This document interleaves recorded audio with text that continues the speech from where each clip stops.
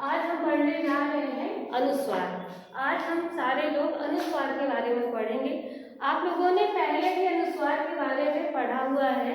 हम अनुस्वार, विसर्ग और अनुनासिक तीन हमारे अयोग वाक्य के अंतर्गत आते हैं।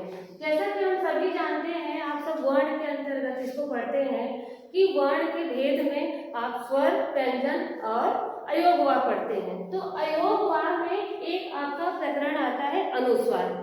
अनुस्वार के बारे में आज हम थोड़ा सा समझेंगे, क्योंकि इसमें बहुत सारा संदेह होता है बच्चों को, क्योंकि इसका उच्चारण जो होता है वो जगह जगह पर अलग अलग हो जाता है। कहीं हम जब इसको आधे अक्षर में लिखते हैं तो हम अंग की तरह लिखते हैं, कभी हम इय की तरह लिखते हैं, कभी ड़ आता है, कभी न आता है और कभी म आता है। तो आज यही डाउट हम, यही संदेह आप सबका हम जो है वो स्पष्ट करके दिखाएंगे। सबसे पहले हम अनुस्वार की परिभाषा सीखेंगे। अनुस्वार का उच्चारण नाक से किया जाता है। अनुस्वार का उच्चारण नाक से किया जाता है और इसका चिन्ह जो होता है वो सिरो रेखा के ऊपर बिंदु होता है। आप सभी जानते हैं कि हिंदी में बिंदु का बहुत महत्वपूर्ण स्थान होता है, क्योंकि एक बिंदु से आपकी हिंदी जो है वो शुद्ध से अशुद्ध हो जाती है। तो हम इसलिए हमारे अनुस्वार का हमारे हिंदी के विषय में बहुत बड़ा महत्व है। जैसे हंस, इंसान, पतंग आदि। अब हम सबसे मुख्य रूप से आते हैं कि पंचमाक्षर। यहाँ पे देखेंगे हम पंचमाक्षर क्या होता है, अंग, इय, ड, न, म, जिसको आप बोलते हैं इयमंगणनम। तो आज हम इसी का संदेह आपका जो है उसको हम स्पष्ट करेंगे। जो आप सबके मन में संदेह होता है कि हम कहाँ पर अनुस्वार का जब हम आधा लिखते हैं तो उसको हम कहाँ पर कैसे किस चीज को उसको हम स्पष्ट रूप से लिखेंगे। जैसे आपका आता है अंगूर, हम सब लिखते हैं अंगूर, और पर हमने अनुस्वार का प्रयोग किया, ये बन गया अंगूर। अब अगर हम कभी कभी जब हम इसको शुद्ध रूप से लिखने के लिए आता है तो ये हम अंगूर, यहाँ पे जो कि एक स्वर ही है, तो इसको हम दूसरे तरीके से लिखते हैं। इसका नियम होता है कि हम जो भी अनुस्वार के बाद जो भी आपका वर्ण होता है उस वर्ण को उसके पंचम अक्षर से जो है हम उसको बदल देते हैं। जैसे यहाँ पर आपका ग है तो ग वर्ग के, ग आपका यहाँ पर है तो ग के पांचवें वर्ग में हम इसको बदल देंगे। जब हम इसको आधे अक्षर में लिखेंगे तो हम इसको ऐसे लिखेंगे। आपका अंगूर तब ऐसे लिखा जाएगा। जब आप इसको अनुस्वार को आप अक्षर के रूप में लिखेंगे, वर्ण के रूप में लिखेंगे, तब आपका ये बदल करके अंगूर ऐसे लिखा जाएगा। इसी तरह हमारे पास बहुत सारे उदाहरण होते हैं। जैसे हम घंटा, हम लिखते हैं घंटा, आपको बोला गया कि लिखिए घंटा। अब कहीं कहीं बच्चों को ये देखने के लिए मिलता है कि घंटा ऐसे लिखा हुआ है। अब वो क्या होते हैं कि कंफ्यूज हो जाते हैं, उनके मन में संदेह आता है कि मैम कौन सा सही है, ये घंटा सही है या ये घंटा सही है, हम किस तरह से लिखें कि ये जो है वो हमारा सही है। तो ये दोनों ही सही हैं, लेकिन इसके लिखने का तरीका आप कहीं भी म या कहीं भी न या कहीं भी अंग का प्रयोग अपने आप से नहीं कर सकते हैं। इसका एक नियम होता है कि जो भी अनुस्वार के बाद जो भी आपका वर्ण होगा उस वर्ण के पंचम अक्षर से आप इसको बदल देंगे। अब जैसे हमने यहाँ पर देखा कि घ के बाद अनुस्वार इसमें घ है, तो इसमें आपका दूसरा वर्ण है ट। कौन सा वर्ण है? ट है। तो हम यहाँ पर आएंगे ट, तो आपका ये उच्चारण स्थान में देखेंगे ट के पंचम अक्षर में आपका क्या आता है? ड़ आता है। तो हमने इसको पंचम अक्षर में आपका आधा ड़ करके तब इसको हमने लिख दिया घंटा। तो यहाँ पर आपका ये संदेह क्लियर हुआ कि यहाँ पर घंटा कैसे बना, यहाँ ड़ कैसे आया।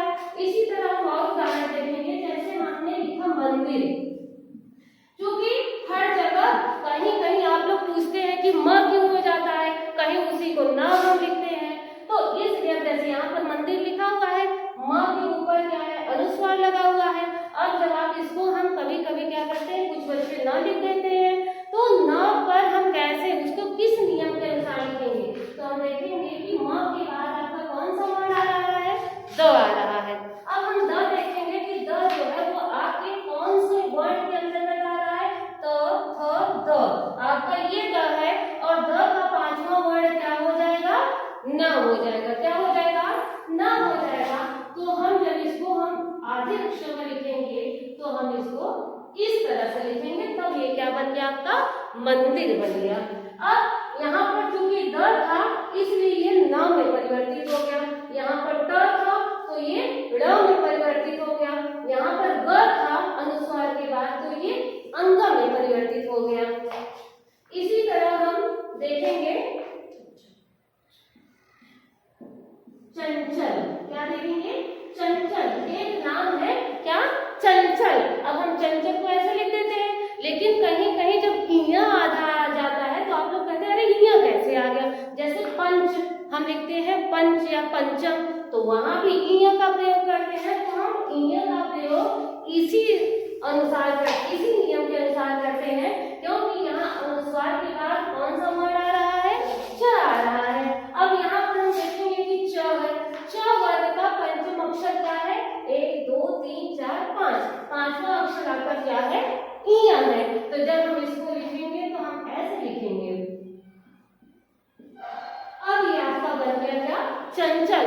कभी कभी हमारे पेपर में या हमारी परीक्षा में शुद्ध और अशुद्ध लिखने के लिए आता है, तो वहां पर इन सारी चीजों को ऐसे ही दिया जाता है कि आप उसको छाटिए कि इसमें से शुद्ध शब्द कौन सा है। तो आप जब हिंदी में करेंगे तो हिंदी में आपका ये शुद्ध माना जाएगा, क्योंकि यहाँ पर अनुसार नियम के अनुसार पंचम अक्षर में ये चेंज हो गया है। अब ये समझ में आया आप सबको कि इया क्यों हो जाता है, न क्यों हो जाता है, ड क्यों हो जाता है, अंग क्यों हो जाता है, क्योंकि ये बहुत संदेह रहता है बच्चों के मन के अंदर कि हमारा ये कैसे बदल गया, मैम हम कहाँ पर हम म का प्रयोग करें या कहाँ पर हम जब हम आधा लिखते हैं बच्चे तो आधे अक्षर में हम किसका प्रयोग करें। तब ये आपके इसी सूत्र के अनुसार है कि स्पर्श व्यंजन में सिर्फ आपका ये, लेकिन जो है ये आपके स्पर्श व्यंजन में काम आएगा, क्योंकि इसी में आपके जो है ये चेंज होते हैं। बाकी इसके नीचे के जो वर्ण होंगे, जो व्यंजन होंगे, उसमें आपका अनुस्वार का ही प्रयोग किया जाएगा। आपके स्पर्श व्यंजन में आपके पांचों अक्षर के लिए किसी भी आपके वर्ण में जो भी उच्चारण स्थान होगा उसके पांचवें अक्षर में वो क्या हो जाएंगे, परिवर्तित हो जाएंगे। तो यहाँ पर आपको ये पूरा इसको बोलते हैं पंचमाक्षर, और आपके प्रत्याहार में ये आता है इयमंगणनम, तो उसके अनुसार आपका अनुस्वार जो है ये बदल गया।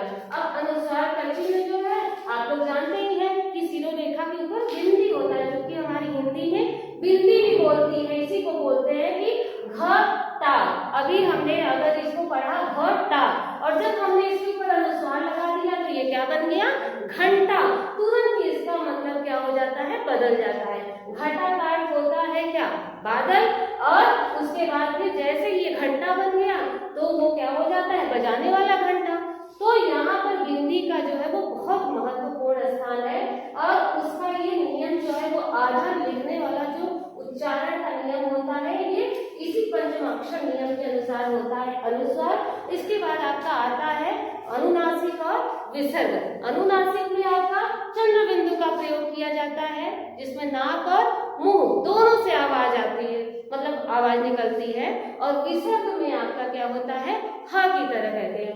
इनको हम ना तो स्वर में गिनते हैं और ना तो व्यंजन में। ये क्या होते हैं, ये आधे स्वर होते हैं और आधे व्यंजन होते हैं। इन्हें हम अर्ध स्वर के नाम से जानते हैं।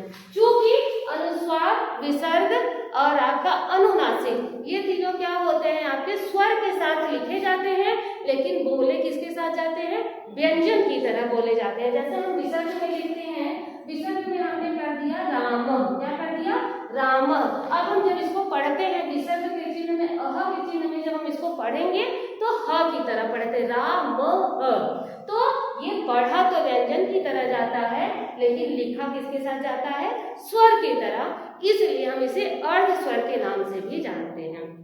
तो अब आप सबको ये स्पष्ट हो गया कि किस नियम के अनुसार ये चेंज होता है, बदलता है। तो आगे से आप सब कोई गलती नहीं करेंगे।